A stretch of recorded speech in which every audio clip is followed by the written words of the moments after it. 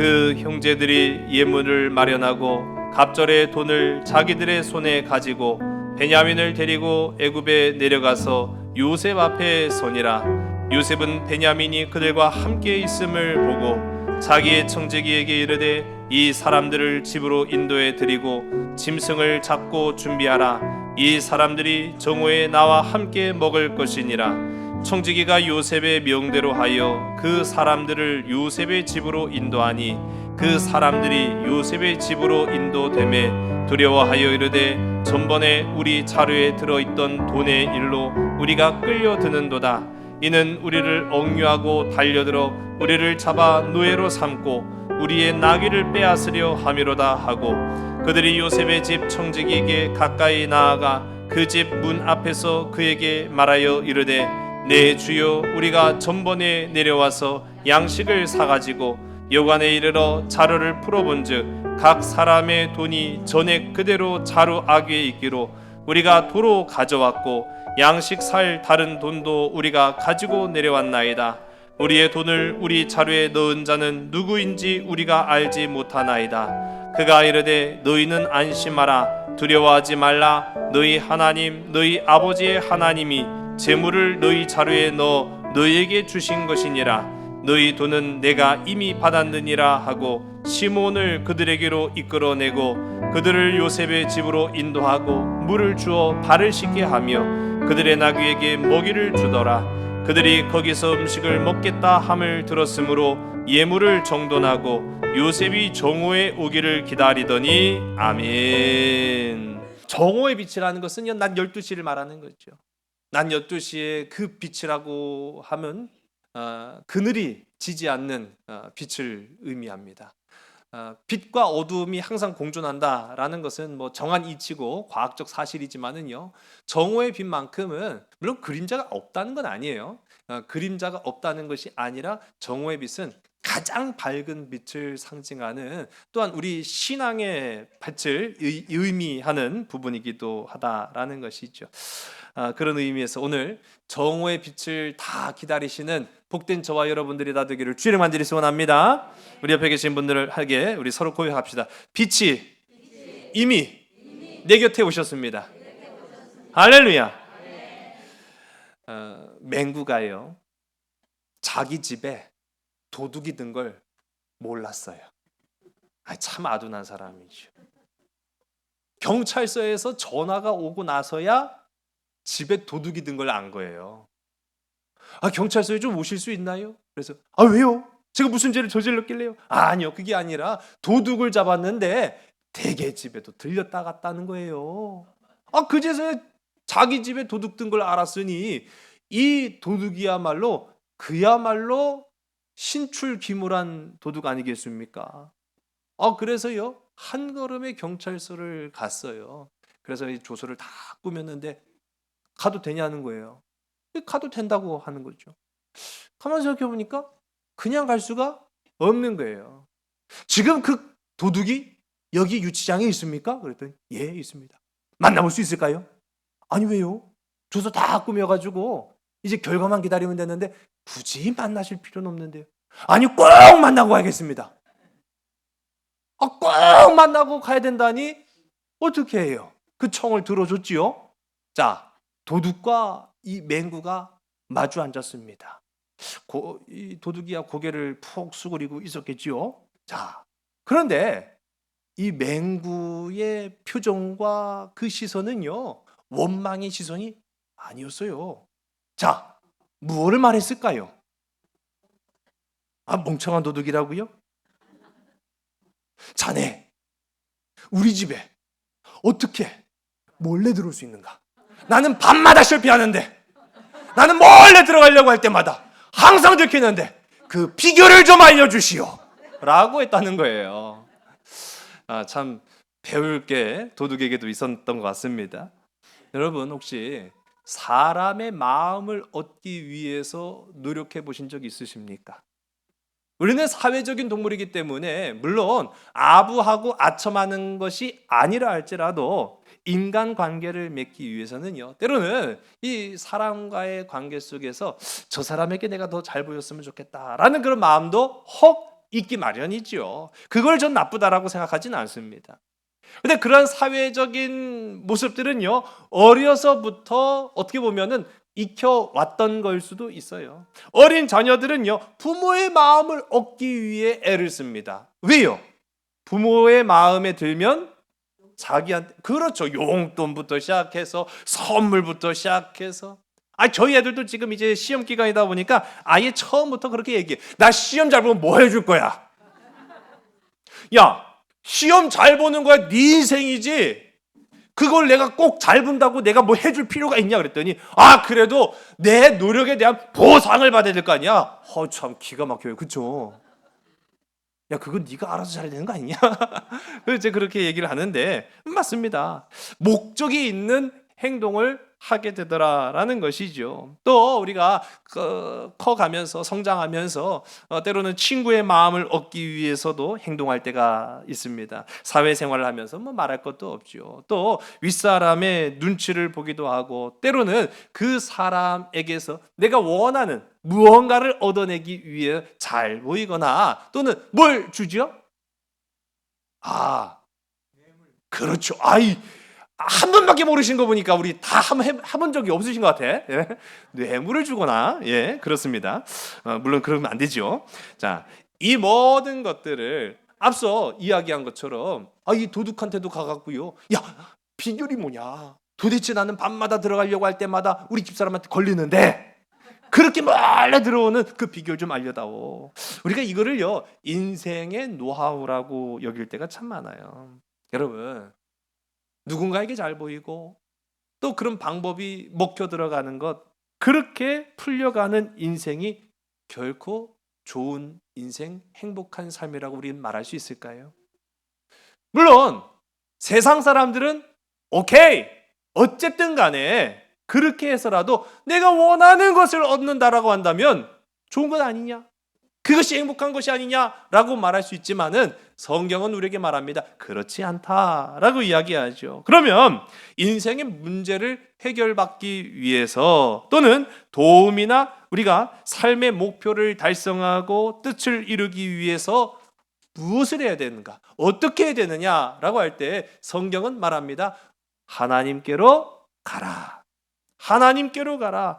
오늘 저와 여러분, 우리 도둑처럼 몰래 왔다 가지 마시고 하나님께로 나아가시는 예배자들이 다 되기를 주의 이름 간절히 소원합니다. 자, 제가 비결 다 알려드렸어요. 그러면 이제 하나님 앞에 뭐 하면 돼요? 그러니까 하나님 앞에 그냥 나가는데 빈소리 주고 가요? 청탁하면 되잖아요. 뇌물 공유하면 돼.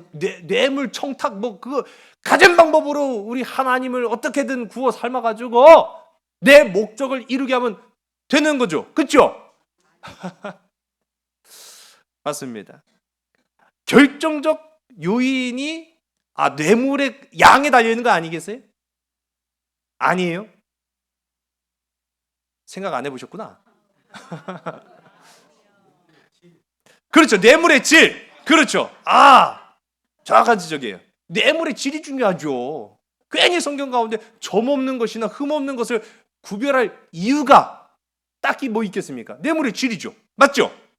고개를 또 끄덕이시는 분들은 또 누구예요? 자, 그런데 성경 가운데 재미있게도 나왔어요. 청탁을 합니다. 마태복음 20장 21절부터 20절부터 21절 보게 되면 세베대의 아들들의 어머니 예수님 앞에 갑니다. 예수님, 잠깐만 좀 저랑 얘기 좀. 근데 잠깐 얘기를 한다고 하는 게 나머지 제자들 다 듣고 있는 데서 그 사단이 벌어진 거예요. 왜 그러십니까? 라고 아마 우리 주님이 했겠죠. 여기까지 제자니까요. 제자의 어머니니까 어쨌든 간에 학부형이 온 거 아니요. 학부형이 왔으니까 어쩐 일이십니까? 라고 했더니 제가 듣기로는 우리 예수님이 왕이 된다던데 하면서. 여러분 보세요. 우리 주님이 임금 되십니까? 아닙니까? 아니에요? 아니라는 분도 또 누구예요? 그렇죠. 왕은 왕이고 임금은 임금이신데, 우리가 아는 예수 그리스도는 만왕의 왕이 되시죠. 만유의 주가 되시고 만왕의 왕이 되신 예수님이 그 작은 이스라엘에 국한된 임금일 수는 없지요.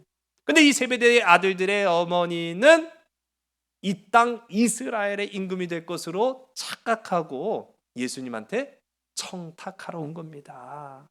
그래서 아이고 주님이 왕이 되신다는데 왕이 되실 그날에는 내 아들들을 좌의정 우의정 딱 맞네 할렐루야 그렇게 될 줄로 믿습니다 하고 돌아갔다는 거예요. 자 여러분 예수님이 오케이 하셨죠? 안 하셨어요? 청탁이 실패했군요. 실패의 요인을 우리가 분석해야죠. 왜 실패했을까요? 그렇죠. 뇌물이 없었어요. 적은 게 아니라 없었어요. 뇌물이 없었죠. 청탁만 하고 돌아가면 어떻게 해요? 네. 뇌물이 있어야죠. 그런지는 모르겠습니다만은 마태복음 20장 22절의 말씀 보면은 너희가 도무지 모르는구나 라고 우리 주님이 말씀하세요. 내가 받을 잔을 너희가 받을 수 있겠냐라고 우리 주님 말씀하셨는데 여기에서 말하는 그 잔이라고 함은 죽음의 잔을 의미하잖아요. 죽음의 잔. 우리 주님이 주실 수 있는 것은 우의정 좌의정이 아니라 죽음의 잔, 죽음의 십자가. 너 그 십자가 질 수 있겠니? 그렇다면 내가 주리라. 그 말씀을 하신 거예요. 여러분 그 청탁만 하면 안 되겠구나. 아까 방금 말씀한 것처럼 뇌물의 질 또는 뇌물의 양 이게 참 중요하구나. 맞죠?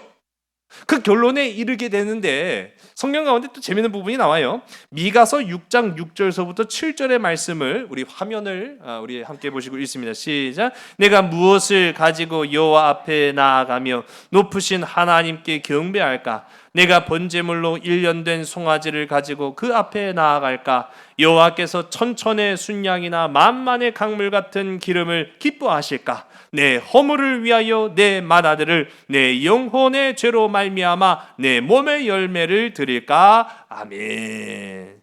자, 이걸 보면은요, 이 인간의 참 고뇌가 등장하게 됩니다. 근데 저는 이건 굉장히 긍정적인 의미의 질문이다라고 생각해요. 앞서 제가 말씀드린 것처럼 사람의 마음을 얻기 위해 노력해 보신 적 있습니까? 라고 했을 때 우리는 반드시 해봤어요. 반드시 해봤다고요. 내 부모의 마음을 움직이기 위해서 했든지 내 친구 또는 내 직장 상사의 마음을 얻기 위해서 노력해 본 적이 있다든지 우리는 살아가면서 반드시 이런 인간의 마음을 얻기 위한 노력들은 해봤어요. 그리고 그 고민도 해봤죠. 저 사람 뭘 좋아할까? 저 사람은 어떤 걸 기뻐할까? 아니 돈 좋아하는 사람한테 떡을 주면 좋아하겠습니까? 물론 떡이니까 먹겠죠 오늘. 네. 저 떡 좋아하니까요. 그런데 나는 떡이 싫어. 그런 사람한테 굳이 떡을 주면은 도대체 주니까 받기는 받는데 이거 왜 줬다냐? 그렇게 생각할 수 있어요. 떡 좋아하는 걸 알고 떡을 줘요. 그러면은 아이고 감사. 나 이거 너무너무 좋았는데 근데 이거 왜 주지? 뭔가 이유가 있구나. 그렇게 생각할 거 아니에요. 여러분 사람은 반드시 사람의 마음을 움직이기 위해서 한 행동과 말 그런 노력들이 있었습니다. 그런데 여러분 만왕의 왕이 되시는 나의 주 예수 그리스도의 마음을 얻기 위해서 나는 과연 어떤 고민, 어떤 노력, 어떤 생각을 해봤는가 라고 했을 때 우리는요 부끄러워질 수밖에 없어요. 사람의 마음을 얻기 위해서는 그토록 많은 고민을 했지만 하나님을 기쁘시게 하기 위해서 한 고민이라고 해봐야 고작 보잘것없는 것에 불과했기 때문인 거죠. 근데 오늘 이 본문 이 미가서 6장 6절과 7절의 말씀 보면은 도대체 어떻게 하나님의 마음을 기쁘시게 할까? 어떻게 하나님의 마음을 움직일까? 그 생각의 가지가 뻗어져 갑니다. 성경 가운데 보면은 항상 하나님 앞에 나아가는 제사, 우리가 드려진 예배죠. 예배는 반드시 제물이 있어야만 했습니다. 제물 없는 제사는 존재하지 않았어요. 그런데 그 제물에는 우리가 구약 성경에도 나타나지만은 많은 종류들, 수없이 많이 다양한 건 아니죠. 정한 것입니다.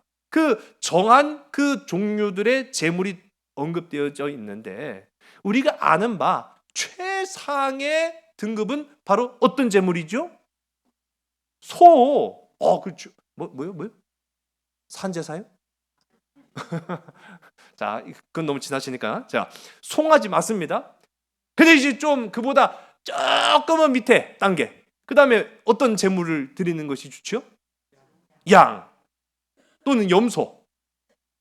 그보다 좀 더 밑에 비둘기. 잘 아시네요. 근데 비둘기도 드릴 형편과 여력이 안 된다. 그러면 성경 가운데 어떻게 하라고 나오고 있습니까? 곡물을 곱게 간 우리 밀가루 같은 종류가 되겠죠. 그렇게 해서 하나님 앞에 드려라 라고 언급하고 있어요. 자, 그러면 정답 나왔네요. 하나님은 양에 따라 다르다. 맞죠? 질에 따라 다르다. 맞죠? 왜 저랑 다 자꾸 반대먹고 하십니까? 곡물을 드린 자에게는 고작 그거밖에 못 드렸냐? 아이고야, 네 기도는 10년 보류. 송아지를 드린 자에게는 나 소고기 좋아하는 거 어떻게 알고? 좋았어. 바로 응답이다. 성경에 그렇게 나오고 있습니까? 그렇죠. 여러분, 하나님은 등급을 나누신 하나님이 아니라는 것을 우리가 알 수 있어요.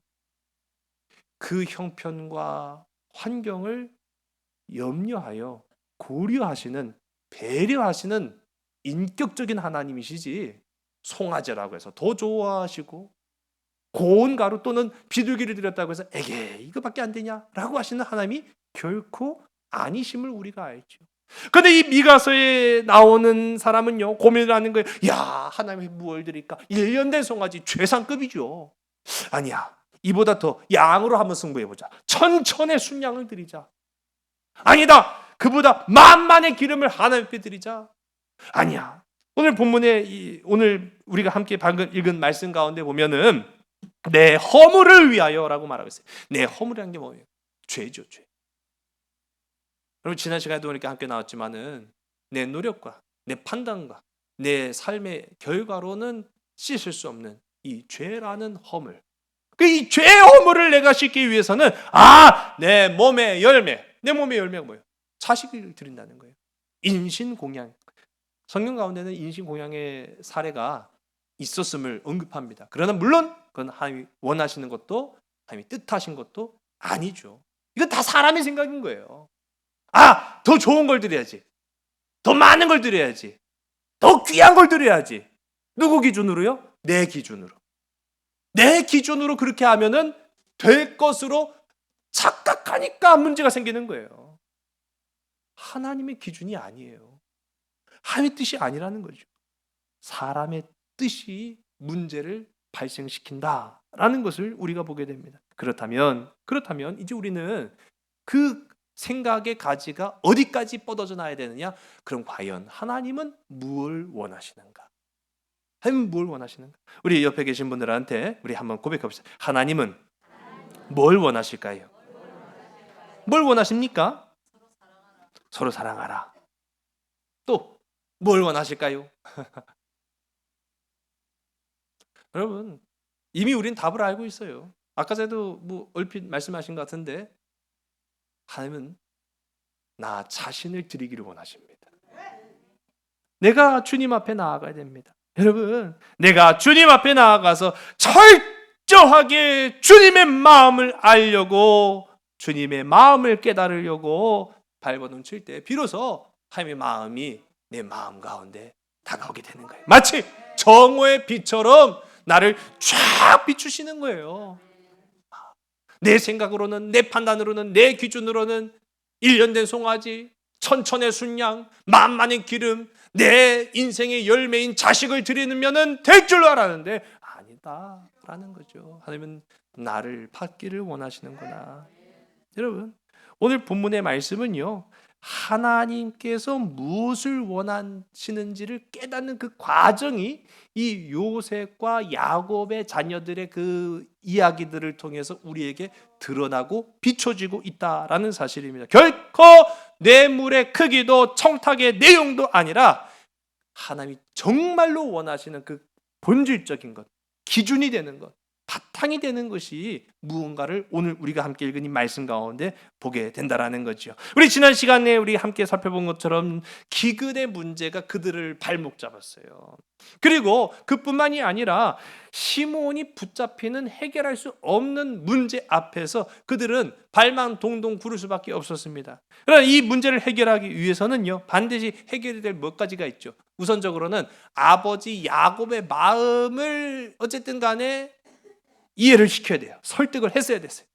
그럼 우여곡절 끝에 아버지 야곱을 설득시켜서 모든 준비를 다 마친 후에 다시 애굽으로 들어갑니다.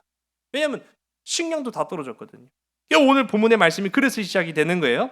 우리 15절의 말씀을 함께 읽습니다. 시작. 그 형제들이 예물을 마련하고 갑절의 돈을 자기들의 손에 가지고 베냐민을 데리고 애굽에 내려가서 요셉 앞에 서니라. 아멘. 자, 그러나 그 가는 길이요, 빈손이 아니었다라고 성경은 말하지요. 세 개의 단계를 이제 거치게 되는데, 우리 화면 보시면 첫 번째로는 예물이 있었습니다. 두 번째로는 갑절의 돈이 있었어요. 세 번째로는 베냐민. 이 세 가지를 챙겨 갖고 애굽으로 들어가는 거예요.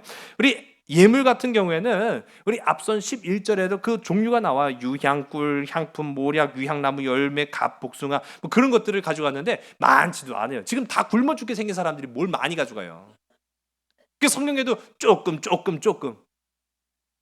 이왕이면은 송아지를 가져가든지 염소를 가져가든지, 그런 걸 가져가야 될 거 아니겠어요. 이거 가지고 누구 마음 움직일 수나 있겠어요? 근데 어쨌든 간에 그들이 준비할 수 있는 여력이 닿는 한 지금 최선의 것을 가져갑니다. 또 두 번째로는 갑절의 돈을 가져갔다. 이 갑절이라는 것은요, 그 곡식을 살 수 있는 2배의 가치를 가지고 갔다는 거예요.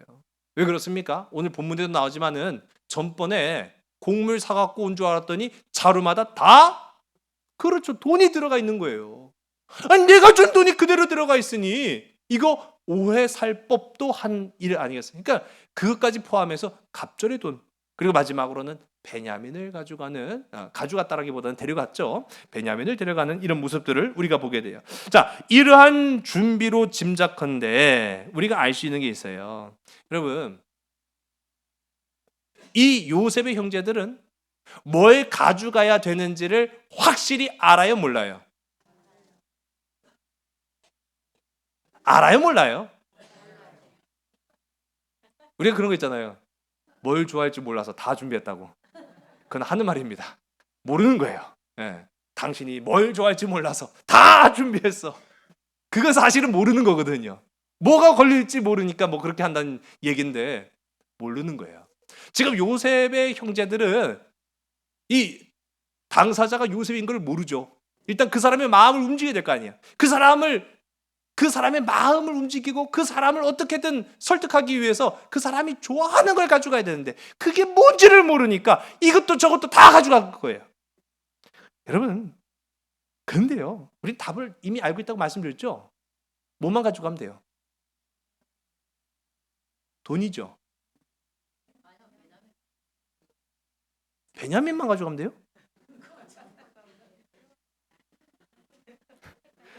지난 시간 다 어디 가셨었어요? 베냐민만 데리고 가면 돼요.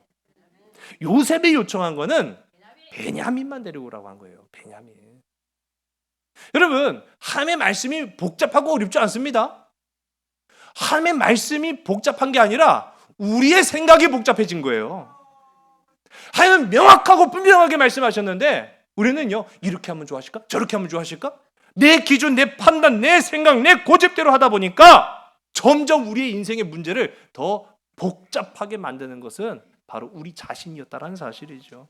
우리 16절의 말씀을 우리 화면을 함께 보시고 있습니다. 시작. 요셉은 베냐민이 그들과 함께 있음을 보고 자기의 청지기에게 이르되 이 사람들을 집으로 인도해 드리고 짐승을 잡고 준비하라. 이 사람들이 정오에 나와 함께 먹을 것이니라. 아멘. 자, 봅시다. 요셉은 누구부터 확인했죠? 그렇죠. 요셉이 요구한 건 뭐였죠? 그렇죠. 요셉이 요구한 건 돈도 아니었습니다. 많은 예물도 아니었습니다. 요셉은요, 베냐민만 데리고 오라고 했어요. 그렇기 때문에 뭐 예물도 준비했고 돈도 준비했지만 이 요셉의 형제들이 왔을 때 요셉이 확인한 거는 베냐민만 확인한 거예요. 여기서 우리가 한 가지 궁금하죠. 왜 베냐민입니까? 요셉이 너무 길면 안 돼요. 설명이 간단해야 돼요. 그렇죠. 내 동생이니까. 맞아요. 정확한 답이에요. 그 수많은 형제들이 있지만은 내 친동생은 베냐민밖에 없어요. 자, 근데 그거 갖고는 좀 약해요. 시험하기 위해서요. 아니 시험하기 위해서라는 거는 좀 어려운데. 자 보세요. 요셉이 왜 지금 이 지경까지 왔죠? 형제들의 사랑을 받아서 왔죠? 그렇죠. 형제들의 미움 때문에 지금 이 지경까지 된 거예요. 형제들이 그를 미워해서 애굽의 노예로 팔아먹고 결국은 그가 살았는지 죽었는지 형제들은 알지 못하잖아요. 그러니 요셉의 입장에서 지금 베냐민은 내꼴나게 생긴 거예요. 그럼 만일 그 베냐민이 무사하지 않았다라고 한다면 그 형제들은 끝까지 악한 자들이고 만에 하나라도 목숨은 붙어 있으나 그가 사랑받지 못함을 알 수 있죠. 왜 모르겠습니까? 그러니까 너무나 그 부분이 염려되고 걱정되는 마음, 그걸 해소할 수 있는 방법 딱 한 가지. 베냐민을 데리고 오면 되는 거예요. 베냐민의 모습을 확인을 해보니 여러분 우리가 정확하고 자세한 부분까지는 성경이 다 기록하고 있지는 않습니다만은 이 형제들의 마음이 이전 같지 않았음을 우리가 알죠. 그 안에 양심의 가책과 죄책감을 안고 지금까지 살아왔던 삶의 모습들을 우리가 보아왔습니다. 그러니 베냐민을 향할 때에는 요셉을 향하는 미움과 질투가 아닌 애정과 사랑으로 대했음을 확인할 수 있었던 거예요. 이 베냐민은 형제들의 사랑을 받고 있음을 확인하고 요셉의 마음에 깊은 감동이 몰려오기 시작하는 겁니다. 그래서 이 요셉이요, 그 형들을 더 이상 추궁하지 아니하고 어디로 가라고 해요? 그렇죠. 여러분, 여기서부터 우리가 실마리를 풀려나간다는 걸 우리가 알 수 있는 거예요. 감옥으로 보내라 뭐 그런 것도 아니고 재판적으로 가라 뭐 그런 것도 아니고 이들이 지금 이전에 의심받았던 죄목이 뭡니까? 간첩 혐의였잖아요. 간첩 혐의를 받았던 자들을 자기 집으로 되보내라는 거예요. 청지기한테 요청을 합니다. 청지기한테 요청을 해서 이들을 내 집으로 데리고 가라. 그리고 가서는 동물을 잡아라. 왜요? 그렇죠. 먹이려고. 음식 준비를 하라는 거예요. 음식 준비를 해라. 내가 점심 때 가서 같이 먹으리라. 그렇게 얘기를 하는 거예요. 할렐루야. 여러분, 이렇게 우리 인생의 문제가 풀려나가기를 주의 이름 간절히 소원합니다.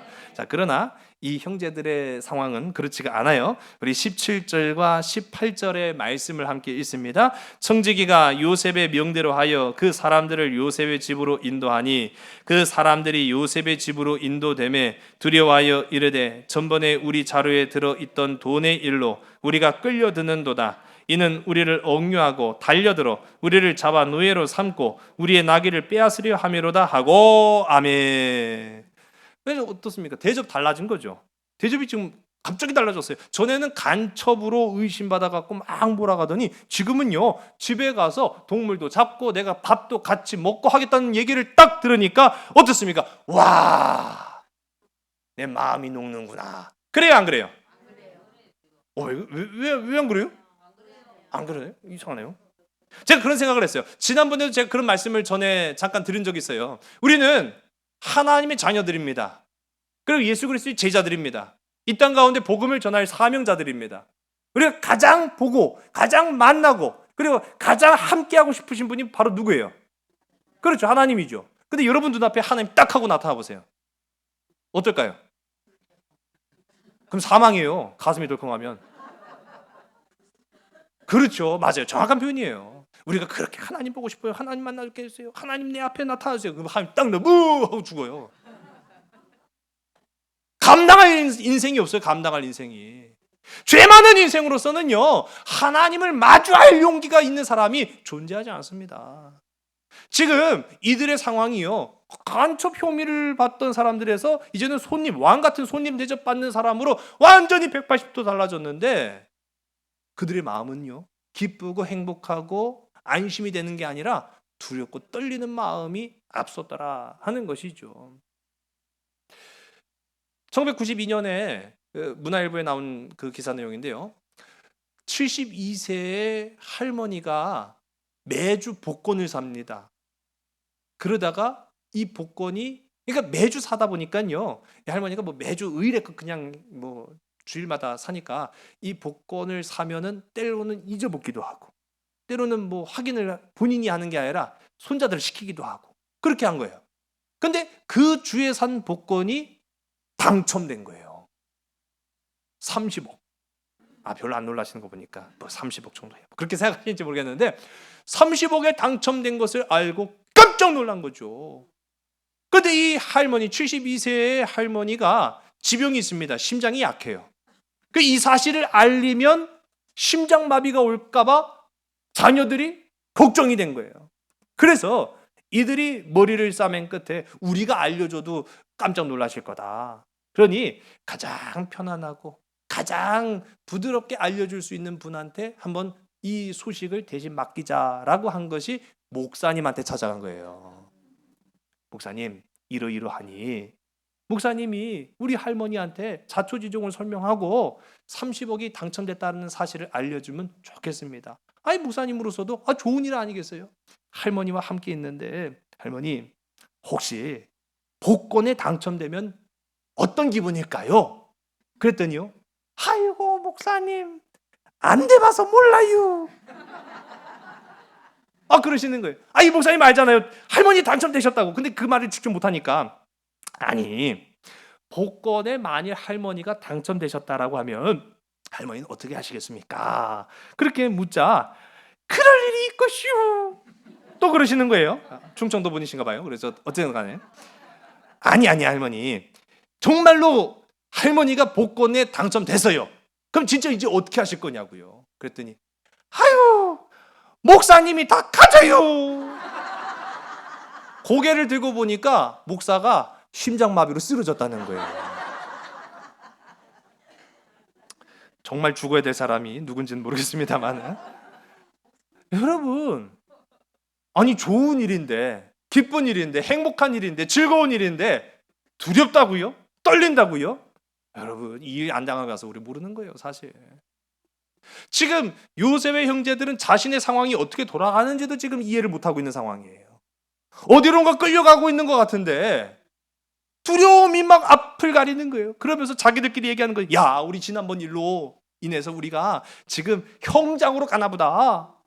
막 두려워하고 우리를 죽이고 우리가 가지고 온 나귀들을 다, 아이고 그놈 몇 마리 되지도 않는 나귀 가지고 그냥 지금 그거 갖고 안절부절하고 있는 그런 상황 가운데, 자, 도둑이 제발 저린다고요. 우리 19절서부터 22절의 말씀을 보면은 아주 장황하게 설명을 하고 있습니다. 우리 함께 읽으면 시작. 그들이 요셉의 집 청지기에게 가까이 나아가 그 집 문 앞에서 그에게 말하여 이르되, 내 주여, 우리가 전번에 내려와서 양식을 사가지고 여관에 이르러 자루를 풀어본즉 각 사람의 돈이 전에 그대로 자루 아귀에 있기로 우리가 도로 가져왔고 양식 쌀 다른 돈도 우리가 가지고 내려왔나이다. 우리의 돈을 우리 자루에 넣은 자는 누구인지 우리가 알지 못하나이다. 아멘.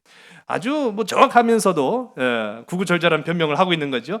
집 앞에 이르기 전에 그냥 어떻게 보면 바지가랑이 붙잡고, 아이고 살려주세요, 내가 한 것이 아니고 우리는 알지 못하는데 하면서 막 설명을 지금 하고 있어요. 열심히 변명하죠. 재밌는 표현이요, 우리가 이제 21절, 우리 20절 가운데 보게 되면은 이 형제들이요, 네 주여 라고 누구한테 지금 호소하고 있는 거예요? 요셉의 청지기. 요셉의 종이에요, 종. 요셉의 종의 바지가랑이를 붙잡고 내 주인이시여 라고 지금 하고 있는 거예요. 이 청지기는 지금 상황을 알아요, 몰라요? 그렇죠. 상황을 알아요. 청지기는 압니다. 청지기는 이 상황을 아는 상황 가운데에서 지금 형제들이 막 살려달라고 막 울부짖으며 변명을 해가면서 바지가랑이 붙잡고 내 주인이시여 지금 하고 있는 이 절박한 모습, 여러분 얼마나 절박했으면 이런 상황까지 펼쳐졌겠어요. 자, 그런 가운데 이 청지기의 말이 압권입니다. 우리 23절의 말씀을 읽으면 시작. 그가 이르되 너희는 안심하라, 두려워하지 말라. 너희 하나님, 너희 아버지의 하나님이 재물을 너희 자루에 넣어 너희에게 주신 것이니라. 너희 돈은 내가 이미 받았느니라 하고 시몬을 그들에게로 이끌어내고. 아멘. 할렐루야. 여러분, 우리가 살아가면서 이러한 음성 여러분의 삶 가운데 울려 퍼지기를 간절히 소원합니다. 우리 한번 따라해볼까요? 너희는 안심하라, 두려워하지 말라. 할렐루야. 성경 가운데 보면은 안심하라, 두려워하지 말아라 라는 그런 의미의 단어가 구약, 신약 합쳐서 365회 등장합니다. 마치 우리가 1년 365일을 살아갈 때 날마다 두렵죠. 날마다 염려됩니다. 날마다 근심과 걱정, 아직 이루어지지도 않은 일들이 우리의 삶을 발목 잡을 때가 많아요. 그러나 그때마다 하나님은 날마다 우리에게 말씀하시면 두려워하지 말아라, 염려하지 말아라, 걱정하지 말아라. 근거가 뭡니까? 근거는 모르면 어떻게 해요? 지금 이 조언이 다 말했어요. 너의 하나님이 근거다. 너의 아버지의 하나님이 근거다. 두려워하지 않을 이유, 염려하지 않을 이유, 걱정하지 않을 이유, 그것은 바로 너의 뒤에 하나님이 계시기 때문이다. 와, 저는 감탄했어요. 이게 지금 요셉이 한 말이 아니에요. 일개 종이 한 말이에요. 일개 종이 이런 대단한 믿음의 대사를 한다고요? 와, 저는 이 말씀을 묵상하면서요 그런 생각을 해봤습니다. 야, 요셉의 집안은 종도 이 정도 믿음의 깊이를 가지고 있구나. 그렇다는 말은 무슨 의미겠습니까? 요셉의 믿음은 형언할 수 없는 깊이의 믿음의 소유자라는 걸 의미하는 거예요. 지금 여러분의 신앙 상태를 한번 점검해 보시기 바랍니다. 내가 직분자고, 내가 오랫동안 교회에 출석한 성도고, 집사요, 권사, 장로, 목사며 속장, 교사, 그러한 하나님의 일을 감당한다고 하면서 여러분과 가장 가까운 사람에게 인정받고 있습니까? 여러분, 지금 이거는 그거를 의미하고 있기도 해요. 요셉의 신앙이 얼마나 깊었는가, 요셉의 영향력이 얼마나 대단했는가라는 것을 보여주고 있는 한 대목입니다. 세상적인 영향력뿐만 아니라 이 요셉은요, 영적 영향력이 상당했다라는 것을 우리에게 보여주고 있어요. 여러분, 믿음의 아름다운 가정을 이루어 나아가시기를 주님의 이름으로 간절히 소원합니다. 우리가 때로는 그렇게 생각할 수 있어요. 하나님, 또는 목사님, 제가 바빠서요, 세상 일이 바빠서, 직장 일이 바빠서 교회에 못 나가요, 죄송해요, 그렇게 얘기하죠. 저는 이해합니다. 아니, 그걸 이해 못하는 목사가 어디 있겠어요. 그래서 여러분 보세요. 세상 일이 바쁘면 당연히 교회 일은 소홀해져야죠. 아니요? 이상하네요. 교회 일을 열심히 해갖고 교회 봉사하고 충성하고 최선을 다하면 반대로 세상 일은 좀 소홀해질 수밖에 없죠. 미스터리예요? 아직 경험해보지 않으셨어요? 여러분, 우리 그렇게 생각합니다. 정말 그럴까? 라고 할 때 여러분, 요셉을 보시기 바랍니다. 요셉은요, 아주 놀라운, 우리 그리스도인들에게 놀라운 가능성을 보여주는 인물이 바로 요셉입니다. 요셉은요, 지금 국정의 업무에 최선을 다하고 있을 뿐만 아니라 이 종의 믿음의 그 고백 하나만 놓고 보더라도 그가 어떠한 믿음의 생활을 하고 있는지를 우리에게 보여주고 있는 지표가 된다라는 거예요. 바로의 종일 뿐만 아니라 하나님의 종이 될 수도 있다라는 가능성을 보여준 인물이 바로 요셉입니다. 나는 세상 일을 열심히 하니까 교회 일을 소화할 수밖에 없어요. 나는 교회를 열심히 하니까 세상 일을 개떡같이 할 수밖에 없어요. 아니라는 거예요. 여러분, 그리스도인들이 세상에서도 통할 수 있다는 걸 보여준 인물이 바로 요셉이라는 사실이에요. 여러분, 이러한 사실을 믿음의 종만 봐도 우리가 알 수 있다라는 거죠. 오늘 그러한 저와 여러분, 하나님의 사랑을 받고 하나님의 방식으로 세상 가운데 살지만 그것이 통하는 하나님의 귀하고 아름다운 일꾼들이 다 되시기를 주님 간절히 소원합니다. 우리 24절과 25절의 말씀을 우리 화면을 보시고 함께 있으면 시작. 그들을 요셉의 집으로 인도하고 물을 주어 발을 씻게 하며 그들의 나귀에게 먹이를 주더라.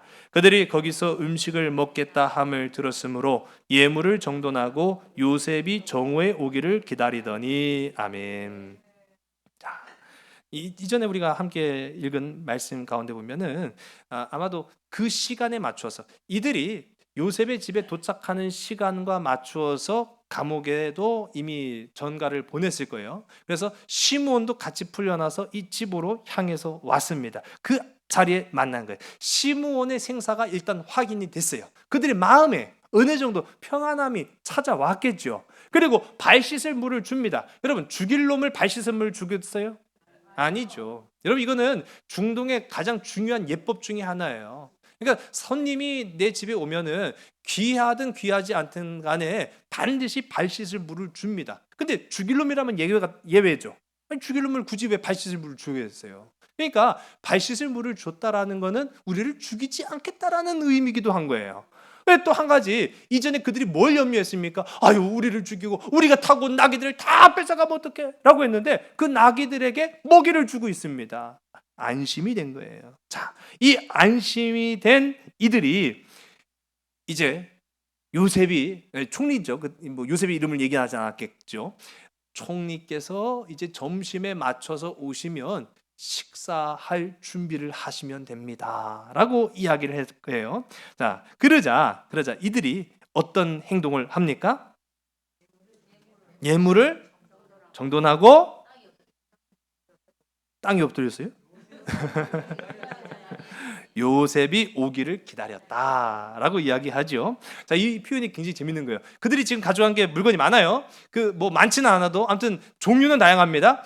정돈했다라는 의미는요, 그 주인이 올 때 한눈에 보일 수 있게끔 늘어놓은 거예요. 이렇게 이거 우리가 드린 아이다 하고서 오면은 딱 볼 수 있게끔 그렇게 정리정돈을 해놓은 게 이 정돈했다라는 말의 의미입니다. 그리고 나서 이제는 누가 오기를 기다리는 거예요? 그렇죠. 요셉 오기를 기다리고 있다라는 거죠. 자, 여러분, 오늘 본문의 말씀, 제가 앞서도 말씀드린 것처럼 하나님이 정말로 원하시는 게 뭘까? 하나님 내 삶에 요구하시는 것이 무엇일까라는 것을 이 요셉의 형제들과 요셉의 삶을 통해서 우리가 엿보게 되는데, 성경은요, 이 요셉을 그리스도의 예표로 봅니다. 그러니까 요셉 자신이 예수가 아니지만 요셉의 모습을 통해서 우리는 예수 그리스도를 발견하게 되는데, 우리 예수 그리스도 어떻습니까? 예수님께서는 아무 죄 없으셨지만 십자가에 못 박히십니다. 그러나 그 십자가에 못 박히심으로 인하여서 모든 인류를 구원하실 참된 빛이 되어 주셨습니다. 바로 정오의 빛이 되어 주셨다라는 사실이죠. 이처럼 우리가 이 요셉을 보게 되면은, 요셉은 죄가 없었잖아요, 사실. 질투의 대상이었지 그가 죄가 있었다라는 것은 아니잖아요. 그러나 이 죄 없는 요셉이 모진 고생 고난 다 당했지만 마침내는 오늘 이제 우리가 이 말씀은 어디를 향해 가고 있습니까? 이 야곱 가정의 구원을 향해 가고 있는 거예요. 이 요셉이 구원의 빛이 되어서 정오의 빛같이 형제 모두를, 가족 모두를 살리는 정오의 빛이 되었다라는 거예요. 여러분, 지금 요셉을 기다리는 형제들의 그 기다림, 그 모습이 바로 정오의 빛으로 내 삶 속에 찾아오시는 예수님을 기다리는 우리의 마음과 같기를 주님 간절히 소원합니다. 그리스도를 기다리는 자세는요, 딱 두 가지예요. 첫 번째로는 회개하는 마음. 우리 지난 시간에 요셉이 형제들을 시험한 까닭이 뭡니까? 이들이 회개를 했는가 아니면 회개하지 않았는가를 본 거죠. 지금 마침내 베냐민을 데리고 왔죠. 그러니까 이제 회개했다는 거예요. 회개라는 건 돌이켜 온다라는 의미잖아요. 아, 이들은 회개했구나. 두 번째로는 기다리고 있습니다. 무엇을 가지고요? 전부를 가지고 베냐민을 데리고 왔잖아요. 사람의 고집이 얼마나 대단한지 아세요? 베냐민을 가지고 오지 않을 수도 있었어요.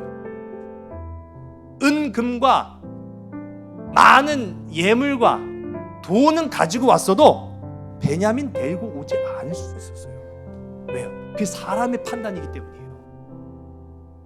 그러나 지금 이 형제들은요, 무엇을 원하는지 알고 조금씩 나아가는 거죠.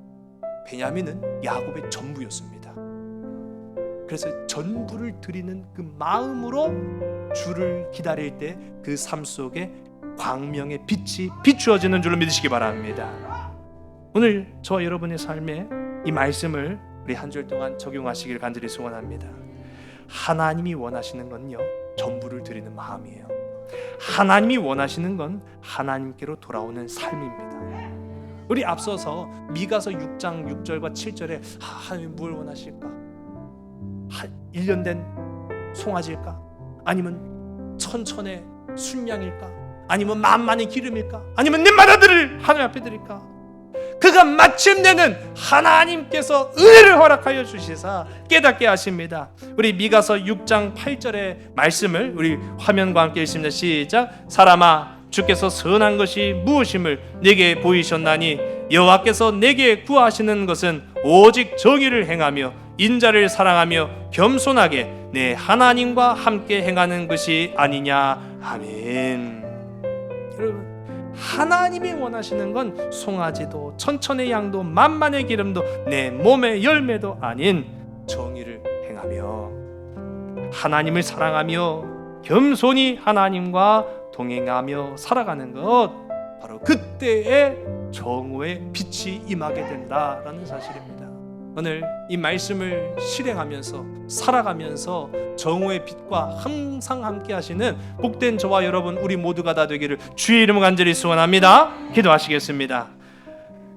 참 사랑해 주시는 아버지 하나님, 우리가 영적인 어둠과 세상적인 캄캄함 속에 살아갈 때 우리 앞에 놓여진 인생의 문제는 도무지 해결되지 않았습니다. 나 오늘 이 시간 주님을 기다림, 주님께 돌아감, 내 삶을 주님께 드림, 이 요셉의 형제들의 그 모습을 통하여서 정오의 빛과 같이 우리의 삶 속에 주님 임하시기를 간절히 소원합니다. 하나님 원하시는 삶을 살아감으로 빛과 같은 삶 되게 하여 주시옵시고, 하나님 원하시는 기뻐하시는 인생을 살아감으로 소금의 역할을 능히 감당할 수 있는 우리 모든 삼손 가족들, 믿음의 한 심령 한 심령들이 다 되게 인도하여 주시옵소서. 모든 것을 주께 온전히 의탁하오며 참사랑 되시는 나사렛 예수 그리스도의 이름으로 감사하며 간절히 기도드렸사옵나이다. 아멘. 거친 길을 걸